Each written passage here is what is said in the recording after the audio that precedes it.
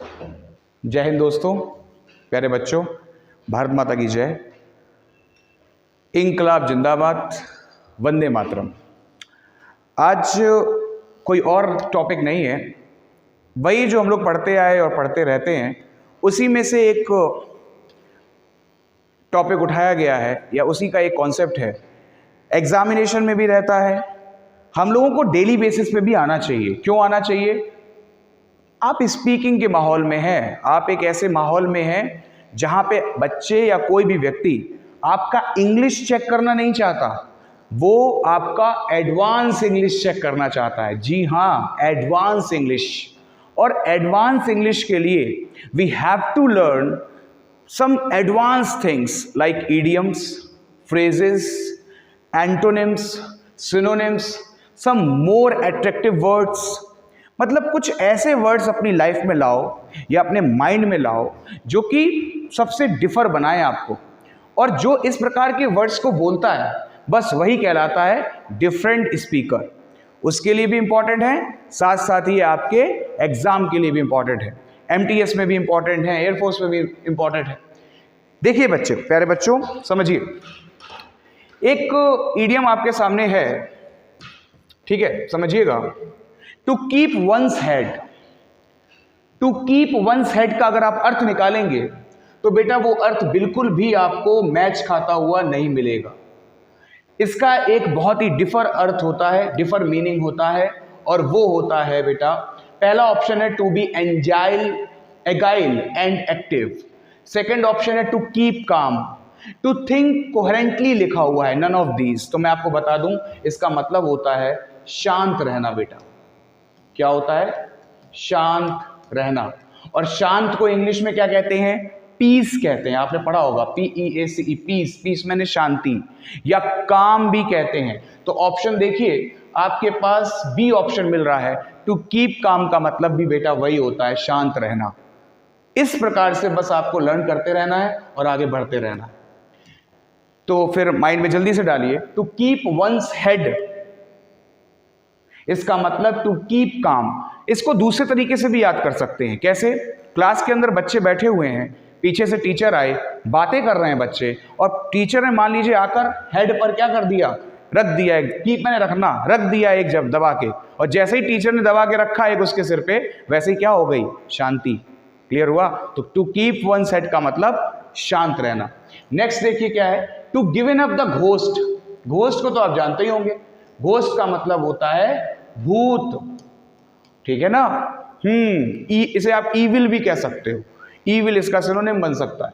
अब बात करें डरावना, स्केरी, अफ्रेड, हॉरिबल, ये सारी मीनिंग्स रहते हैं। फिलहाल कह रहा है to given up the ghost. Given up का मतलब होता है त्याग देना, घोस्ट मैंने भूत को। यहां पर कहीं ना कहीं आप घोस्ट को, भूत को हटाओ, आप सोल को ले आओ। चलो, बन गया आंसर। गिवन अप त्याग देना, घोस्ट हटाओ, सोल अपने। देखो वैसे तो घोस्ट है यहां पर आपको लर्न करने के लिए क्या बेस्ट है? सोल। तो बस घोस्ट को सोल मान लो, इसका मतलब आत्मा त्याग देना। और जब आत्मा इंसान त्यागता है तो क्या हो जाता है? डाई, मर जाता है। बस सिंपल मेथड से देखो, है तो यहां पर घोस्ट ही, लेकिन आप घोस्ट को सोल समझ लो, ठीक है ना? गिवन अप मैंने होता है त्यागना, गिव अप छोड़ना, त्यागना। तो आप घोस्ट को त्याग दो, मतलब अपने अंदर के भूत, मतलब कि आत्मा को। एक सेकेंड, आत्मा कह लो। वैसे आज के जमाने में, इस युग में, ये युग कौन सा चल रहा है? सतयुग तो है नहीं, बिल्कुल कलयुग चल रहा है। कलयुग में आत्माएं नहीं पाई जाती, भूत ही पाए जाते हैं, इसीलिए वहां पे भूत लिखा हुआ है बेटा। इस जमाने में घोर भूत भरे हुए हैं सबके अंदर। तो भूत जैसे ही वो अपने भूत को त्याग रहा है तो मतलब क्या हो रहा है? मर जा रहा है। क्लियर हुआ प्यारे बच्चों? आगे देखो, जल्दी फिनिश करेंगे इसको। हैप्सन चॉइस लिखा हुआ है, Hobson choice, sorry, Hobson choice लिखा हुआ है। हॉब्सन चॉइस का मतलब होता है ऑप्शन बेस। क्या होता है? Option base. Option base means optional. Optional मतलब वैकल्पिक, एक ही चॉइस। इसे आप कह सकते हो एक ही ऑप्शन, या ऑप्शनल, या एक ही चॉइस। ठीक, इसका मतलब क्या हुआ? मतलब ये हुआ एक ही विकल्प होना। अब यहां पे देखिए, फीलिंग और इनसिक्योरिटी नहीं, एक्सेप्ट और leave the offer, feeling of strength, strength का मतलब होता है ऊर्जा की फीलिंग। नेक्स्ट है एक्सीलेंट चॉइस, भाई एक्सेप्ट और लीव द ऑफर इसका आंसर होगा, या तो एक्सेप्ट कर लो या लीव कर दो, आपके पास दो हैं, दो में से किसी एक को लेना है, और ऐसी ही कंडीशन को कहते हैं ऑप्शन चॉइस, एक ही विकल्प। ठीक, इस तरीके से इसको याद करिए। नेक्स्ट देखिए, to cast pearls before a swine, इसको ऐसे याद करो, हिंदी निकालोगे बड़ा प्रॉब्लम आएगी। कहानी बनाओ, कहानी क्या, स्वाइन मैंने हंस समझ लो, पल्स मैंने मोती समझ लो। समझिए आपके सामने कोई हंस आ गया, हंस हटाओ, हंसनी आ गई, अब ज़्यादा अच्छे समझ में आएगा। और हंसनी के लिए मान लो कोई हंस आ गया, ऐसी कंडीशन में जैसे मान लीजिए आप किसी कोचिंग में या किसी स्कूल में पढ़ रहे हैं, या मान लीजिए आप किसी बढ़िया सी जगह बैठे हैं और कोई हंसनी आ गई, उस कंडीशन में आपके पैसे एक के बाद एक, एक के बाद एक, एक के बाद एक निकलते चले जाते हैं। होता है ना ऐसा, मतलब सबके साथ तो नहीं होता है, कुछ के साथ ऐसा होता है। अरे जैसे लगा कि हाँ सामने अगर मान लीजिए कॉफ़ी चल रही है तो यहाँ पे फिर थम्स अप में काम नहीं चलेगा, यहाँ पे भी कैपुचिनो तो होना ही चाहिए कम से कम। तो इस कंडीशन में जब आप पैसा बर्बाद करने लग जाते हैं, पहुंच गए हम लोग बस वहीं पे, हाँ जहाँ पे हम क्या करने लग जाते हैं, पैसे को बर्बाद करने लग जाते हैं बेटा। और पैसे बर्बाद कब होते हैं, जब हंसनी आ जाती है ना। तो ऐसी कंडीशन में बेटा टू स्पेंड रेकलेसली लिखा हुआ है, लापरवाही से बर्बाद करना। आगे है देखो स्पेंड रेकलेसली, रेकलेस क्या होता है, बेपरवाह होकर, पर बेपरवाह नहीं है यहाँ पर, टू वेस्ट मनी ओवर थ्रिविल्स, इसका ये वाला आंसर आपका करेक्ट होगा, समझिएगा इसको। पैसा वेस्ट करना फालतू की चीजों में, फालतू की चीजों में बर्बाद करना। अब एक बात बताओ, कोल्ड ड्रिंक में जब तुम्हारा काम चल रहा था, कोल्ड ड्रिंक, तो अब एटमॉस्फेयर अकॉर्डिंग तुम्हें कोल्ड ड्रिंक चाहिए थी, तो तुम क्यों कैपुचिनो मंगा रहे हो, सिर्फ इसलिए कि सामने वाला कॉफी पी रहा है। क्लियर हो रहा है। तो बस ये सब काम करोगे ना तो फिर बेटा to cast pearls before a swine हो जाएगा। और स्वाइन मतलब फिर अपने माइंड से समझ लो, है ना। हाँ हंस नहीं, हंसनी समझो, क्योंकि बेटा तुम हंसनी वाले चक्कर में ज्यादा फंस जाते हो। आगे देखो नेक्स्ट क्या है, टू गिव या गेट द बर्ड। गिव मैंने देना, गेट मैंने पाना, बर्ड मतलब पक्षी से, पक्षी को कुछ देना या पक्षी से कुछ पाना। तो ऐसी कंडीशन में बेटा ये याद करो, एक जमाने में कबूतर वाला खेल हुआ करता था। कबूतर मतलब कि पिजन, पिजन ही संदेशवाहक थे। संदेशवाहक को इंग्लिश में मैसेंजर कहा जाता है। क्लियर है ना, हाँ ठीक है ना। अब यहाँ पे कह रहा है to give get the bird, तो बस याद करो send away, to send away. Option to get the awaited नहीं होगा, टू हैव गुड लक अच्छा भाग्य होना ये भी नहीं है, टू गेट द इम्पॉसिबल असंभव ले प्राप्त कर लेना ये भी नहीं है। इसका मतलब है to send away. Send away का मतलब किसी चीज को भेजना, ठीक है, सेंड अवे कहते हैं। To give get the bird का मतलब सेंड, टू सेंड अवे संदेशवाहक या संदेशवाहक या किसी चीज को भेजना। इसे आप संदेशवाहक की तरह याद करें या किसी चीज को भेजना के सेंस में याद करें। क्लियर हुआ। नेक्स्ट देखिए, अ लेडीज मैन, बहुत अच्छा बेटा, बहुत ही इंपॉर्टेंट, बहुत ही इंपॉर्टेंट ये इडियम है, समझिएगा या समझिए। अ लेडीज वो मैन, लेडीज का मतलब महिला और मैन का मतलब आदमी, आदमी, लेडी का मतलब महिला, एक लड़की एक महिला, ये अपॉस्ट्रोफी एस का मतलब काकी के होता है बेटा। तो एक महिला का आदमी, एक महिला का आदमी, ऐसा कुछ सेंस बन रहा है। ऐसे याद करोगे कभी नहीं आएगा।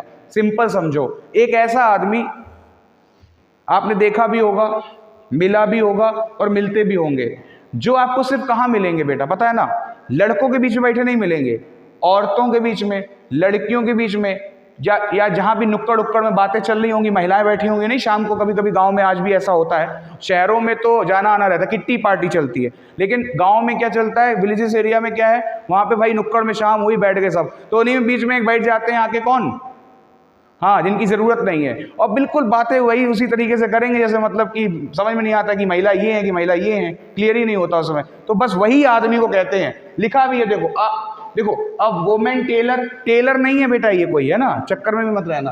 अ लवर ऑफ वोमेन कंपनी, पहुंचेंगे इसके पास। अ मैन वर्किंग एज पर अ लेडीज डायरेक्शन, जो महिला के डायरेक्शन से काम करे ऐसा आदमी, बेटा वो जोरू का गुलाम होता है, वो नहीं है, ठीक है ना, वो भी नहीं है। हाँ, अ टिमिड हस्बैंड, टिमिड मैंने होता कायर बेटा, कायर है ना, कायर भी नहीं है। अ लवर ऑफ वोमेन कंपनी है बेटा ये, अ लवर ऑफ कौन है, वोमेन कंपनी, बहुत प्यार से समझिए इसको। अ लवर ऑफ वोमेन कंपनी, महिलाओं की कंपनी में बैठने वाला, इससे बड़ा मजा आता है महिलाओं की चिकनी चुपड़ी बातों को सुनने में, ठीक है ना। अब तो ये याद हो ही जाएगा तुम्हें, हाँ ऐसी चीजें तो बहुत जल्दी याद हो जाती है। आगे देखो, to be lost in the cloud. तुम ही बताओ, मैं तुम्हें उठाऊं, ठीक, और इतनी शक्ति तो मेरे पास फिलहाल नहीं है। मान लो कोई ईश्वर तुम्हें उठाए या कोई भी व्यक्ति तुम्हें उठाए, उसके पास इतनी ताकत आ जाए मान लो, और तुम्हें बादलों में फेंक दे, ठीक है, यहां से फेंके सीधे तुम कहां पहुंच जाओ, सीधे तुम पहुंच जाओ इसमें, ये बादलों में पहुंच गए भाई साहब, यहां तो उड़ रहे हो मान लो, है ना, हनुमान जी की तरह एकदम जय श्री राम, ठीक, इस तरीके से उड़ रहे हो तो ठीक है। लेकिन हनुमान जी की शक मत करो, वो तो बहुत बढ़िया इंसान थे, वो नीचे भी आ जाते थे, छोटे भी हो जाते थे, बड़े भी हो जाते थे, उनके पास सारी शक्तियां थी, है ना। तुम में शक्तियां नहीं है, तुम्हें अगर फेंक दिया गया बेटा तो तुम तो इनमें पता नहीं कहां जाओगे और कहां खो जाओगे, है ना। और जब जाओगे तो परेशान भी हो जाओगे, तो बस वही होता है इसका मतलब, परेशान हो जाना। जो इंसान बादलों में खो जाएगा, बादलों मतलब बवंडर में खो जाएगा, वो क्या रहेगा, परेशान रहेगा। To meet with one's death, किसी की मृत्यु पर मिलना नहीं बेटा। टू बी क्या लिखा है, कंसील्ड फ्रॉम व्यू, ये भी नहीं है। To find oneself in a very uncomfortable, मतलब किसी अनकंफर्टेबल सिचुएशन में तुम्हें कोई व्यक्ति मिल जाए, है ना, अनकंफर्टेबल सिचुएशन में कोई तुम्हें व्यक्ति मिल जाए, तो ये भी नहीं है बेटा। इसका बनेगा टू बी परप्लेक्स्ड, इसका मतलब होता है परेशान हो जाना, ठीक है ना। क्या हो जाना, परेशान हो जाना, एकदम बवंडर में खो जाना, ऐसी कंडीशन के लिए बेटा यूज होता है। आगे देखो, नेक्स्ट क्या है, ऑल एंड सनड्राई। ऑल मैंने सभी लोग, सनड्राई का मतलब होता है सूरज इसको सुखा दे, लेकिन इसका कोई ऐसा भाव नहीं है। इसका भाव क्या है, ग्रेटर शेयर नहीं बेटा। यहीं पे एक समझ लो, बहुत जल्दी इस चीज को क्लियर करो। ग्रेटर शेयर होता है अलॉइंस शेयर। अगर कभी आपके पास एग्जाम में अलॉइंस शेयर आ जाए तो उसका यही कर दो ग्रेटर शेयर। अलॉइंस शेयर्स का मतलब होता है major part, MAJOR, major part, बहुत बड़ा हिस्सा। जैसे I gave a lion's share to my brother, मैंने अपने भाई को एक बहुत बड़ा हिस्सा दिया। आप किस चीज का दिया, वो प्रॉपर्टी का भी हो सकता है, किसी भी चीज खाने का भी हो सकता है, पर याद रह गया ना, अलॉइंस शेयर का मतलब ग्रेटर शेयर, बहुत बड़ा हिस्सा, इसे मेजर पार्ट भी कहते हैं प्यारे बच्चों। नेक्स्ट ऑल एंड सनड्राई का मतलब कह रहा ऑल आ सडन, जो एकदम से हो जाए, नहीं बेटा ऐसा भी नहीं होता है, ना ये होगा ना ये होगा। कंप्लीशन ऑफ वर्क, किसी काम के समाप्त होने का, नहीं बेटा ये भी नहीं होता। Everyone without distinction, without distinction का मतलब रोकथाम, और इसे प्रिवेंट भी कहते हैं। विदाउट मैंने बिना किसी, एवरी मतलब बिना किसी भेदभाव के बेटा, बिना किसी भेदभाव के, तो यही आंसर सही है। इसे कहेंगे बिना किसी भेदभाव के। मान लीजिए पैसा बांटा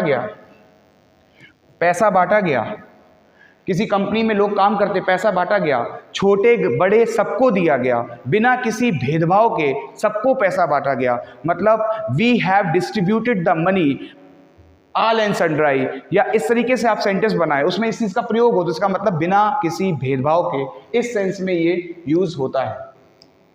नेक्स्ट देखिए, टू लॉस फेस, मुंह लटका लेना बेटा, है ना, मुंह लटका लेना, ऐसा इसमें लिखा हुआ है, पर इसका रियल मतलब क्या है देखो। टू लुक एंग्री, गुस्से में आ जाना, नहीं बेटा गुस्से में आ जाना इसका मतलब बिल्कुल भी नहीं होता है, ठीक है ना। टू लॉस फेस का मतलब टू लुक एंग्री नहीं होता, गुस्सा दिखाना या गुस्से में दिखना नहीं होता।